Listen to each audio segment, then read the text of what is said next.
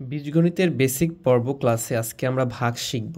যদি আমরা আগের যোগ বিয়োগ বেসিক ক্লাস যদি না করে থাকি তাহলে অবশ্যই সেগুলো করে ভাগ শিখব, তাহলে ভাগ শেখাটা সহজ হবে। তাহলে যদি আমরা ভাগ করার চেষ্টা করি, যে এখানে আমি লিখলাম যে a 3 ডিভাইডেড ভাগ a স্কোয়ার, এটা বললাম, এটাকে ভাগ করতে বলছে, ভাগ করলে কত হবে। তো আমরা যেটা করতাম একটু আগে, যেটা করে আসলাম যে a3 গুণ a স্কোয়ার যদি থাকতো তাহলে কি করতাম, আমরা এই দুটোকে গুণ করলে আমাদের হতো, এখানে 3টা a আছে, এখানে 2টা a আছে, তাহলে 3টা a আর 2টা a গুণ করলে কয়টা a হতো, 5টা a হতো। তাহলে এখানে কি করব, আমরা এখানে কি করব, a3 ভাগ ডিভাইডেড a স্কোয়ার, ভাগের ক্ষেত্রে কি করব। তো ভাগের ক্ষেত্রে আমরা এইটা লিখতে পারি যে এই a3কে আমরা এইভাবে লিখতে পারি যে a3 ডিভাইডেড ভাগ a স্কোয়ার। কীভাবে লিখতে পারি এটারও ব্যাখ্যা আছে। আমরা নর্মালি জানি যে a3 ডিভাইডেড স্কোয়ার, এটা যদি লিখি তো এইগুলো লব সংখ্যায় নিচে কিছু নেই, মানে কি 1 আছে। যদি এগুলোকে উল্টায় দিই আমরা, এ কিউ উল্টাই দেওয়া বলতে যদি এখানে ভাগের জায়গায় গুণ নিয়ে আসি তাহলে কি হয়, হরটা লব হয় আর লবটা হর হয়। তাহলে এখানে হর হিসেবে কিছু নেই, মানে 1 ছিল, এটা নিচে চলে আসবে এইভাবে। তাহলে এখানে এটা কি গুণ আছে, নিচে কিছু মানে 1 আছে, যদি গুণ করে দিই তাহলে কি আসবে, এ কিউ বাই এ স্কোয়ার। তাহলে এইভাবে আমরা এই ক্যালকুলেশনগুলো করতে পারবো। তাহলে এ কিউ বলতে আমরা কি বুঝি, 3টা এ গুণ, এই স্কোয়ার বলতে কি বুঝি আমরা, 2টা এ গুণ। তাহলে আমরা এখান থেকে বুঝতে পারবো যে এর স্কোয়ার বলতে 2টা এ গুণ করলে তো এ স্কোয়ার হয়। এখানে উপরে নিচে গুণ থাকলে কেটে যায়, 2টা এ কেটে গেল, থাকলো কি এ। তাহলে আমরা এখানে বলতে পারি অ্যান্সার হবে কি এ। এরকম যদি আমরা আরও কয়েকটা করি, এখানে যদি আমরা আরেকটা দেখি, a to the power 7 divided a to the power 3, তাহলে কত হবে।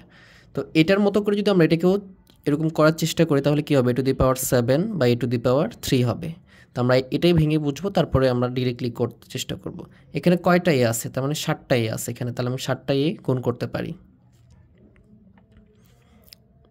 5 6 7। আর এখানে কয়টা আছে, 3টা, 1টা 2টা 3টা। তাহলে এ 1টা 2টা 3টা, 1টা 2টা 3টার সাথে কেটে যাবে। তাহলে এখানে থাকলো কয়টা, 4টায় থাকলো। তাহলে এখানকার অ্যান্সার কত হবে, 4টায় যদি গুণ থাকে, আমরা গুণ থেকে শিখছি এ টু দি পাওয়ার 4 হয়। তাহলে যেহেতু 3টা কেটে গেছে তাহলে এ টু দি পাওয়ার 4 হয়। তাহলে এখান থেকে আমি 2টা থেকে খেয়াল করতে পারতেছি, যখন এখানে 3 এখানে 2, তাহলে পাওয়ারগুলো শুধুমাত্র যদি বিয়োগ করে দাও তাহলে কিন্তু ভাগ হয়ে যাচ্ছে। পাওয়ারগুলো বিয়োগ করে দিলে কি হয়ে যাচ্ছে, ভাগ হয়ে যাচ্ছে। গুণের সময় পাওয়ারগুলো যোগ করে দিলে গুণ হয়ে যায়। তাহলে এইভাবে আমরা সহজে করতে পারবো। এখন যদি আমি এখানে লিখি যে x two the power 5 divided ভাগ এক্স টু দি পাওয়ার 2, তাহলে আমাকে ভেঙে করার দরকার নাই। উপরে কি 5টা এক্স হবে, নিচে 2টা এক্স হবে, তাহলে 5টার সাথে 2টা কেটে গেলে কয়টা থাকবে, 3টা থাকবে, এক্স টু দি পাওয়ার 3। তাহলে আমরা এখান থেকেও করতে পারবো যে এই 5 থেকে 2 বিয়োগ করলে কত হবে, 3 হবে। এইভাবেও করতে পারবো। তাহলে আমরা খুব সহজে এখন থেকে এইগুলা করে ফেলতে পারবো। এত বেশি বড় করে করার কোনো প্রয়োজন নাই যদি বুঝে যাও তুমি। তাহলে যদি একটু বড় দেখে আমরা করার চেষ্টা করি, এটা করতে পারবো আমরা, যে এখানে লিখলাম যে এ 8 ইন্টু বি 6 ডিভাইডেড ভাগ এ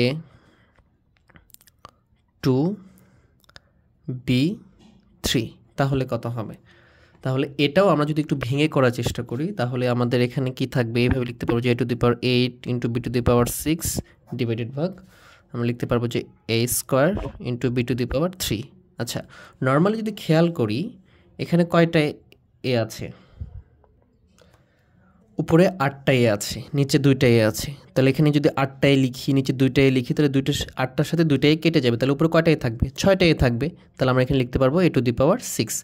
সেমভাবে উপরে কয়টা বি 6 বি আছে, 6টা বি আছে, এবং এখানে কয়টা আছে, 3টা আছে। 6টার সাথে 3টা কেটে গেলে কয়টা থাকবে, 3টা থাকবে। এটা খেয়াল রাখতে হবে। তাহলে আমরা এখানে লিখতে পারবো যে a to the power 6 into b to the power 3।